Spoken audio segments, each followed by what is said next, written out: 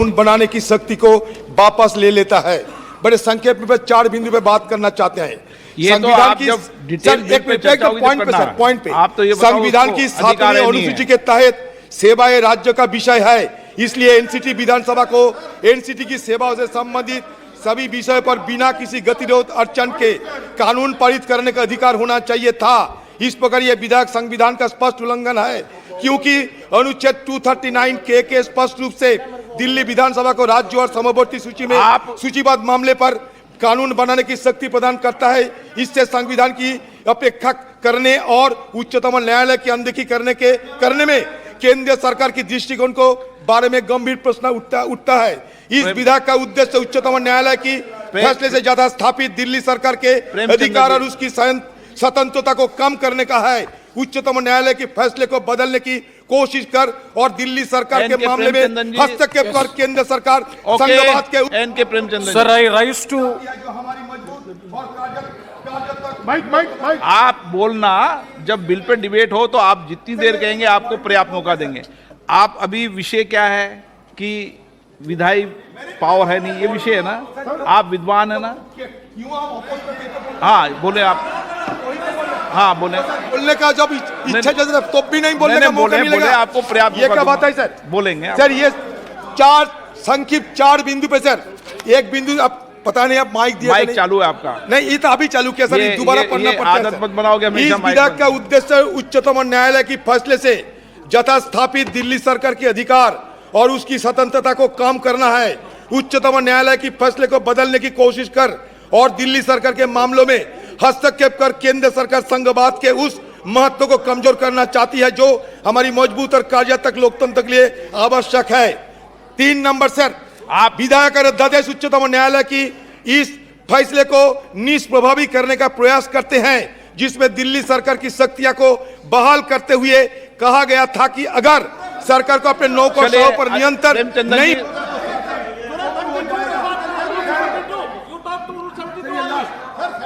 Competence के बारे में सिर्फ बोल सकते हैं सर, और कॉम्पिटेंस के बारे में नहीं बोलता है तो तुरंत कंसिडरेशन करने के लिए बोल दीजिए। हम मेरिट पर चर्चा करने के लिए हम तुरंत तैयार हैं। एन के प्रेमचंदन जी, यस, आपका विषय, आप तो इस विषय पे लास्ट सर, ये विधेयक दिल्ली में उपराज्यपाल के अधिकार का विस्तार करता है। ये दिल्ली सरकार और संघ सरकार के बीच संबंधों को सरोकार में उपराज्यपाल के विवेकाधीन अधिकार का विस्तार करता है। प्रेमचंदन जी, उपराज्यपाल और मुख्यमंत्री। Thank you very much speaker sir. हाँ, हमेशा सदन की नियम प्रक्रिया के तहत आप बोले। जब एक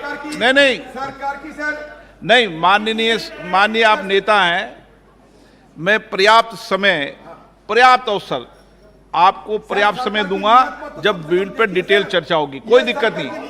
लेकिन सदन नियमों प्रक्रियाओं के तहत है, जिस विषय पर आप आपत्ति करना चाहते हैं उस विषय पर आपत्ति बोले, नियमों के तहत बोले। Sir I vehemently oppose, sir, I vehemently oppose the Government of National Capital Territory of Delhi Amendment Bill 2023 on 3 grounds. आप तो नियम से बोलोगे ना? हम नियम से बोला है। हाँ, रूल्स की बात बोलना। रूल्स के बाद बोला है sir. Rule 72(2) of the Rules of Procedure and Conduct of Business in Lok Sabha. I am questioning the legislative competence of the government in having the legislation of the bill number 1. Sir, it is against the principles of federalism which is being envisaged by the Constitution of India. Sir, federalism is one of the basic features of Indian Constitution. An elected government in the state of Delhi, it is not having the administrative and legislative control over the bureaucrats means the government there is no meaning in having the government of Delhi. That is why I am saying that it is absolutely taking away the administrative and legislative control by the bureaucrats and the political leadership and the elected. Sir, please, second point. क्या सुने आपकी? आप 72 के नियम में बोलो, व्यवस्था दे रहा हूं आपको।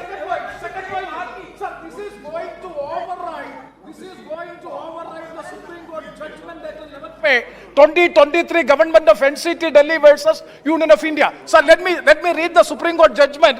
The Supreme Court judgment says that the state government. No. This is a I am talking on the legislative competence. Prahlad Joshi एक ji, मिनट। I am बोलिए। talking on the Sir, legislative.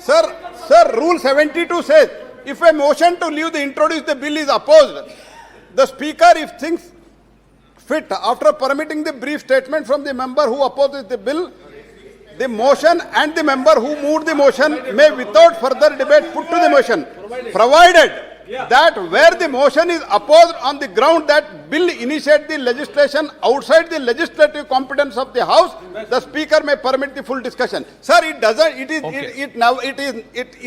Parliament is fully competent to pass this bill. If they want to talk on the merit, let them discuss when there is a consideration and passing, sir. Sir, the second point is, it is overriding the Supreme Court judgment dated 11 May 2023. The Supreme Court judgment is very clear that Delhi state government is having absolute power, administrative as well as the legislative supremacy is with the state government of Delhi. The intent of this bill is to override the Supreme Court. Sir, the third point. Sir, the third point. Please. Why you are having it? Sir, the third point. 239, sir, through 239, clause 7 of Constitution of India. Sir, so far the last 30 years of Indian experience, so far the clause 7, 239 article of the Constitution has not been invoked. Here in the preamble, if you go to see, there are 2 pages of preamble. In preamble, sir, very valid point, sir. In preamble, nowhere it is stated that why clause 7, 239 is invoked is not being stated in the preamble. Preamble is incomplete. Therefore, I strongly oppose the bill in introducing. Speaker sir, मैं शुक्रगुजार हूं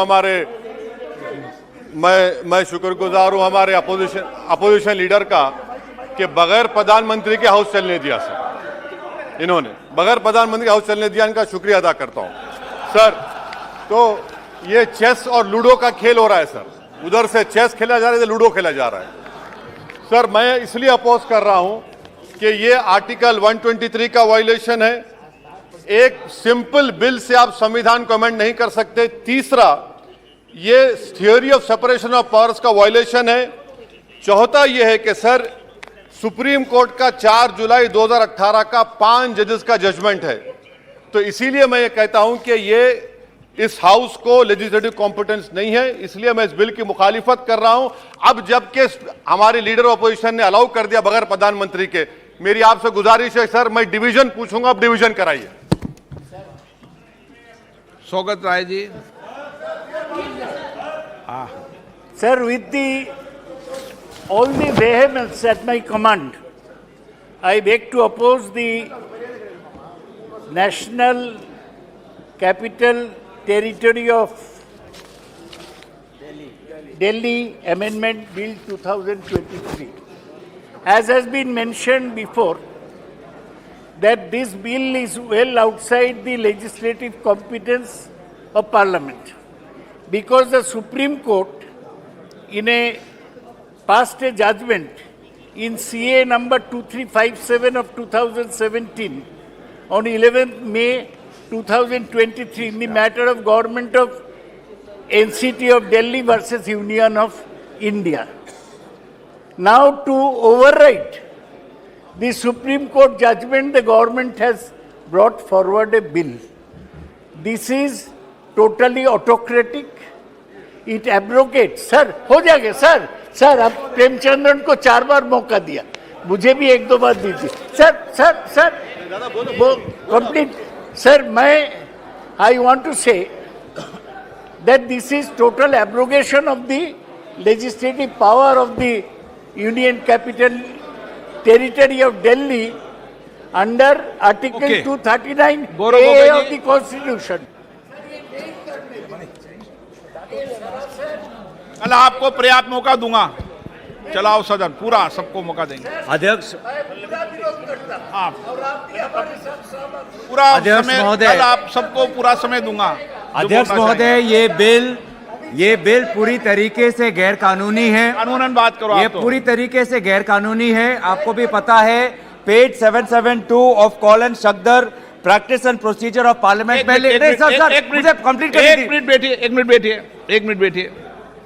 माननीय सदस्यगणों, मैं पुनः आपसे आग्रह करता हूं कि ये संसद है और संसद में बोलते समय हर शब्द का उच्चारण ठीक होना चाहिए। हमारे गौरव गोगोई जी उपनेता हैं, वो बोलते हैं आपको भी पता है। अगर मुझे पता होता तो मैं इस बिल को इंट्रोड्यूस ही नहीं करता। नो, मुझे पता होता तो मैं बिल को इंट्रोड्यूस कैसे करता? आप तो सीट पर आपत्ति पैदा कर रहे हैं कि मुझे पता है। मुझे पता होता तो मैं इंट्रोड्यूस कैसे मिलता? ये तो बहुत बड़ा विषय हो जाएगा। नो, इन शब्दों को वापस लो। ऐसे चलिए, चाहता हूं सर, मुझे संरक्षण की आपकी आपका आवश्यकता नहीं है। संरक्षण चाहता हूं कि सर। आपके पीठ से एक निर्देश जाए कि ये जो बिल है सब्सटेंटिव पॉलिसी नहीं है, और ये जो कॉल एंड सगदर का जो लिखा है कि when a leave of house to the moving of a motion has been granted, no substantive motion on policy matter is to be brought before the house by the government till the motion of no confidence has been disposed of. Okay. Motion of disconfidence has not been disposed of. This is a substantive policy. It is illegal. Okay. It will be challenged and this has no merit, sir. अब ruling दीजिए कि ये substantive Shri Saroj, Thank you, sir. I too would like to oppose the introduction under Rule 72 of the Rules of Procedure, and particularly on the issue of legislative competence. I have 4 brief points, sir. First, the bill violates the defining feature of a federal democracy, the division of power. It undermines the Delhi Legislative Assembly and the Delhi government, and by trying to supersede the Supreme Court's decision on the matter, the union government appears to undermine the constitutional principle of federalism. Number 2, sir, just 4 quick points. Sankshipt mein bol raha hu. Number 2, the bill infringes the principle of representative democracy, which is a basic feature of the Constitution. The legislators are accountable to their electorate. The electorate must have a say in who governs them. If the Delhi government is not able to control and hold to account the officers posted in its service, sir, the fact is that it's their responsibility. The legislature cannot be fulfilled. The principle of collective responsibility extends to the responsibility, sir, of the government for its own officers. You cannot give bureaucrats the authority that belongs to elect. I am before you, sir. I am before you. Sir, actually, the government is day by day going integrating. That is what everybody feels here. Sir, ever since the first no confidence motion has brought in to this house in 1956, there is no such precedence to discuss any substantive motive before the discussion of. आप इस विषय bill से बोलिए। Before the discussion No. of no contest motion taken. Pinaki Mishra ji. Moreover, it is very much against the Mishra ji. judiciary, which the Supreme Court has already pronounced. Honorable,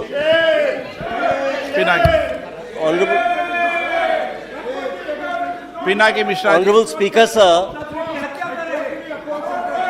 Honorable Speaker, sir, there are some very, very erudite members of Parliament here who know the law well. I'm surprised that when legislative competence is being discussed under under Rule 72 proviso, that there is no advertence at all to the actual Supreme Court judgment or the order which the Supreme Court has passed, a speaking order of 7 pages the Supreme Court has passed in the writ petition filed by the State of Delhi against Union of India. Now, kindly see what the Supreme Court in para 95 has said. It concludes about legislative competence. Please understand, the court says, however, if Parliament enacts a law granting executive power on any subject which is within the domain of NCTD, the executive power of the LG shall be modified to the extent as provided in that law. Government has brought out a law now pursuant to a Supreme Court empowering it. So how can you challenge legislative competence? How do you I can understand you vote against it. You can vote against it.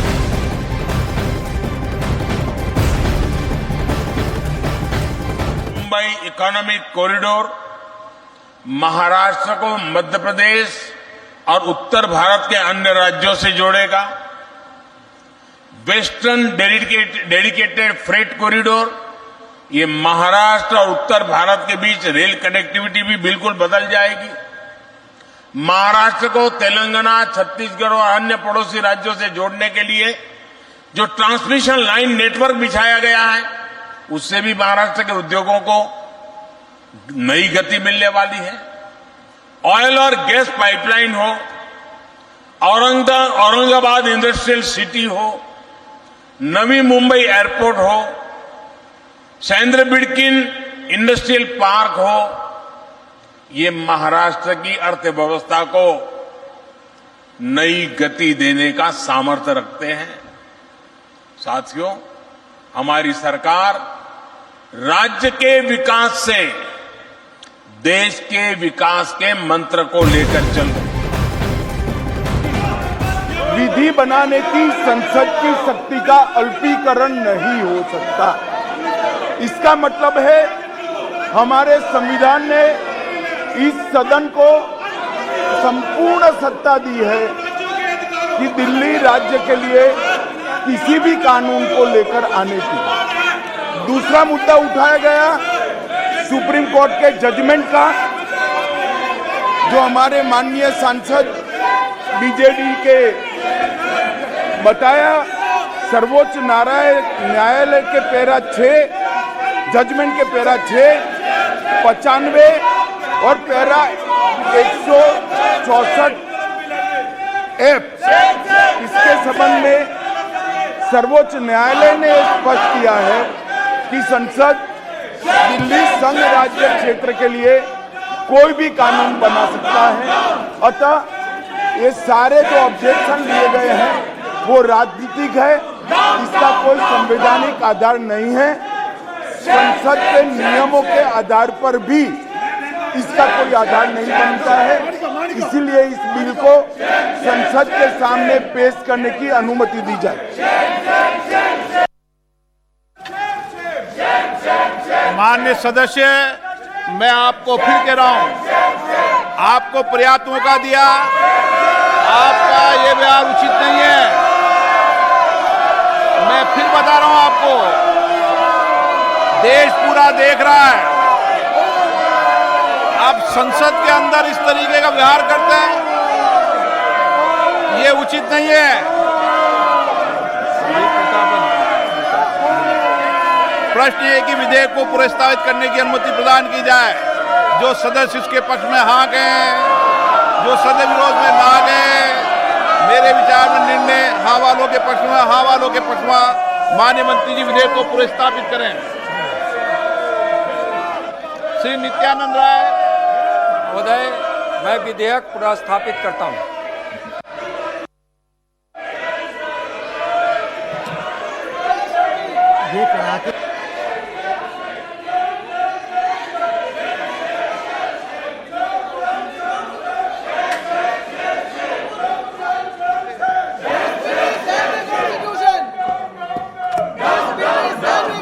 मैं फिर आपको चेतावनी दे रहा हूं कि मुझे कुछ सदस्यों के नाम करना पड़ेगा, नेम करना पड़ेगा। मैं आपको फिर चेतावनी दे रहा हूं कि अब सदन की गरिमा और मर्यादा बनाए रखने के लिए मुझे सदन में कार्रवाई करनी पड़ेगी। सदन की कार्रवाई 3 बजे तक के लिए स्थगित की जाती है।